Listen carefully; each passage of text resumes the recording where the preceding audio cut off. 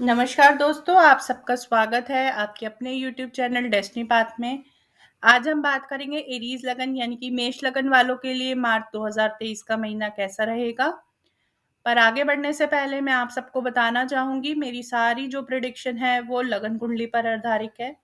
यानी कि अगर आपकी चंद्र या सूर्य कुंडली में एक नंबर लिखा है तो ये प्रिडिक्शन ना सुने, आपको ज्यादा फायदा नहीं होगा। और मैं एक चीज़ और आपको कहना चाहूँगी कि अगर अभी तक आपने मेरे चैनल को लाइक या सब्सक्राइब नहीं किया है तो कर लीजिए, ताकि जो भी मैं अगली वीडियो डालूँ तो उसकी नोटिफ़िकेशन आपको मिलती रहे।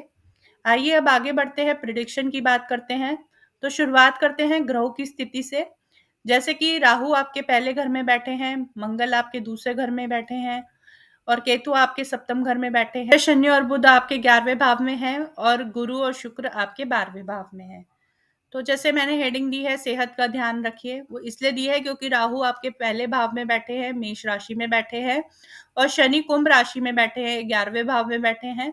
वहां से शनि अपनी तीसरी दृष्टि पहले भाव पर दे रहे हैं जहां पर पहले से ही राहु ग्रह बैठे हैं। दोनों पाप ग्रहों का प्रभाव जब किसी एक भाव पे पड़ता है तो उस भाव से हमें दिक्कत होने लग जाती है।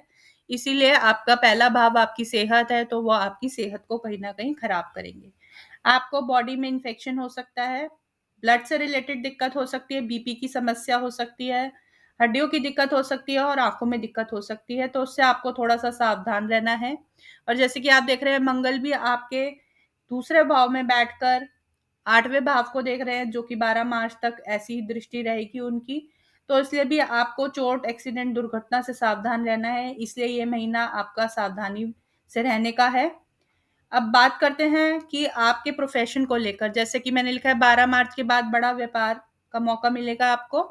तो आपकी प्रोफेशन की अगर हम बात कर रहे हैं तो शुरू में पहले हफ्ते आपको थोड़ा सा स्लो धीमी शुरुआत का अनुभव करना पड़ेगा, क्योंकि जो आपके दशमेश हैं यानी कि जो शनि हैं और वो ही आपके लाभेश हैं, वो कहीं ना कहीं 11वें घर में तो बैठे हैं, कुंभ राशि में भी बैठे हैं, लेकिन वो सूर्य की युति में आकर अस्त हो गए हैं, जो कि 15 मार्च तक रहेंगे।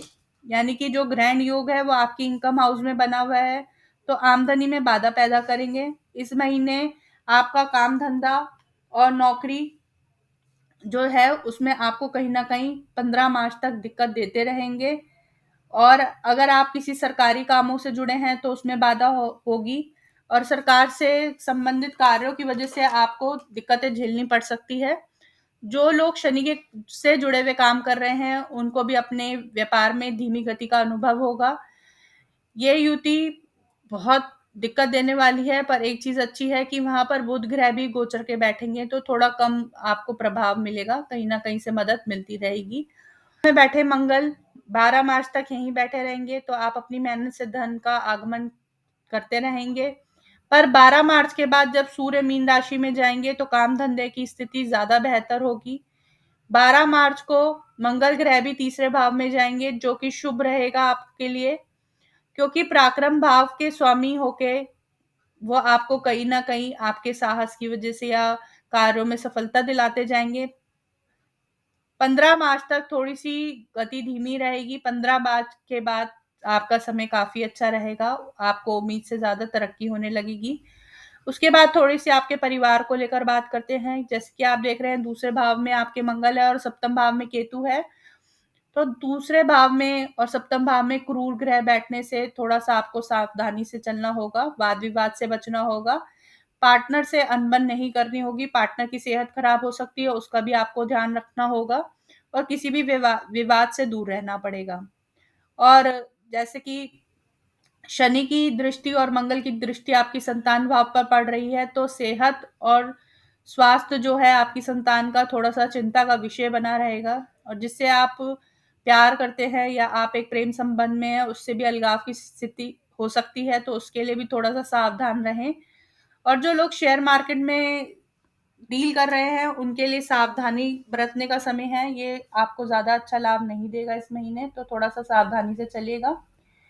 और अब बात करते हैं कि आपका भाग्य इस समय थोड़ा सा सही साथ देगा, लेकिन अगर आप फॉरेन रिलेटेड कामों से हैं, फॉरेन के लोगों से कहीं ना कहीं कनेक्ट होकर कोई काम कर रहे हैं तो आपको ज्यादा अच्छे फायदे होंगे। बस आपको इस टाइम पर ये करना है कि वाद विवाद में नहीं पड़ना है और नॉन वेज या अल्कोहल का सेवन थोड़ा कम करना है। अब बात कर लेते हैं दशाओं के माध्यम से कि कैसा रहेगा मार्च का महीना। तो जिनकी मंगल की महादशा या अंतरदशा चल रही है, तो मंगल दूसरे भाव में बैठे हैं, धन तो देते रहेंगे और आपको परिवार से संबंधित चिंताएं भी देंगे, क्योंकि उनकी एक दृष्टि अष्टम भाव पे है और अष्टम भाव के वो मालिक भी हैं। लेकिन उनकी एक दृष्टि आपकी बुद्धि स्थान पर भी होगी, तो आपकी बुद्धि आपका साथ देती रहेगी और आप कहीं न कहीं अपनी समस्याओं से बाहर निकलते रहेंगे। भाग्य भी आपका साथ देता रहेगा इस समय पर वाणी पे थोड़ा-सा नियंत्रण रखिएगा, परिवार में आप किसी तरह से मन मुटाव ना कर बैठें, तो इसलिए आप अपने थोड़े बोलने पर ध्यान रखिएगा। उसके बाद 13 मार्च से तीसरे भाव में जाएँगे जब वो, तो आपको लाभ देंगे, क्योंकि तीसरा भाव पराक्रम का है, छोटे भाई-बहनों का है, तो उनसे आपको रिश्ते नहीं बिगाड़ने हैं।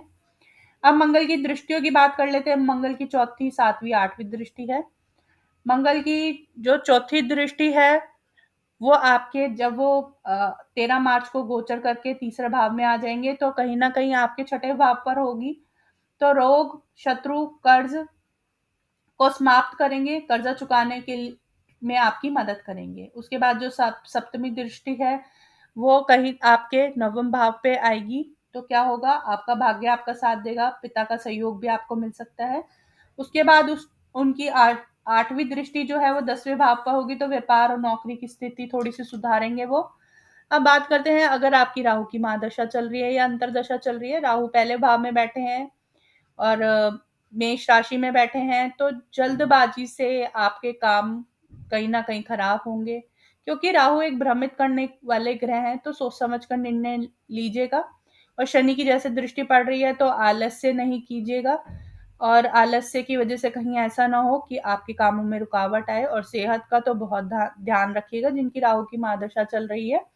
अब बात करते हैं, अगर शुक्र की महादशा या अंतरदशा चल रही है, तो शुक्र आपको कहीं न कहीं आपके धन के घर के मालिक हैं और आपके दाम्पत्य सुख के मालिक हैं, यानी कि उनकी एक राशि आपके जहाँ 2 नंबर लिखा है यानी कि धन भाव पर है और जहाँ 7 नंबर लिखा है तो आपके दाम्पत्य जीवन में पड़ती है।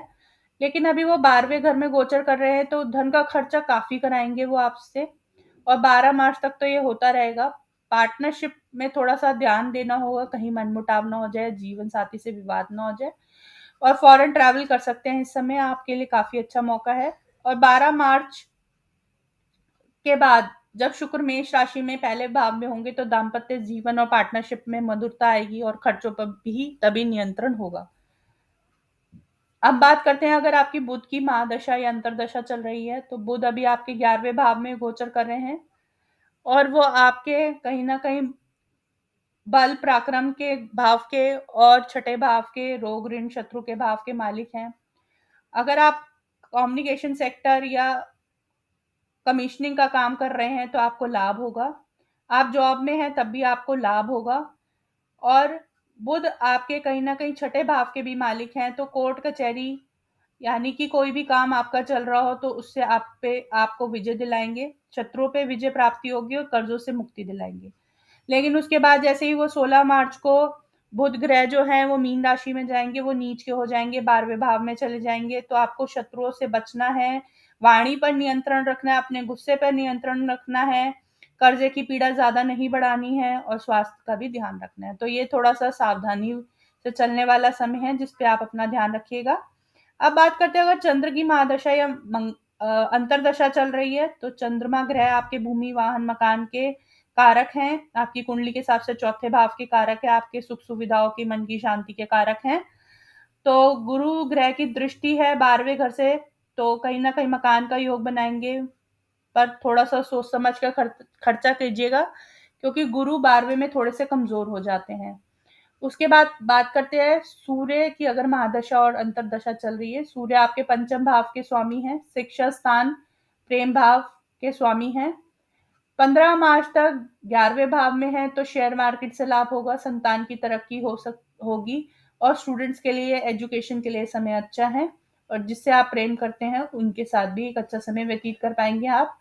उसके बाद जैसे ही 15 मार्च के बाद गुरु 12वें भाव में जाएँगे, तो शिक्षक के लिए आप विदेश जा सकते हैं। संतान की सेहत का ध्यान रखिएगा। जिससे प्रेम करते हैं उससे भी विवाद को टालिएगा, विवाद में ना ही पड़े तो ज़्यादा अच्छा है। उसके बाद गुरु की अगर महादशा या अंतरदशा चल रही है तो गुरु आपके 12वें घर में गोचर कर रहे हैं, अपनी मीन राशि में ही गोचर कर रहे हैं। तो जो लोग विदेश जाना चाहते हैं, जिनका विदेश से रिलेटेड कोई काम है, ग्रीन कार्ड, वीज़ा, कुछ भी उनका कोई भी फॉरेन से रिलेटेड काम है, तो वो इस समय हो जाएगा, बहुत अच्छा समय चल रहा है। और धार्मिक यात्राएँ भी आप कर सकते हैं और धर्म कर्म के कामों पर भी आपका खर्चा हो सकता है। और आपके पिता के प्रति भी आपके खर्चे हो सकते हैं। तो ये रहेगी गुरु की महादशा या अंतर्दशा का फल।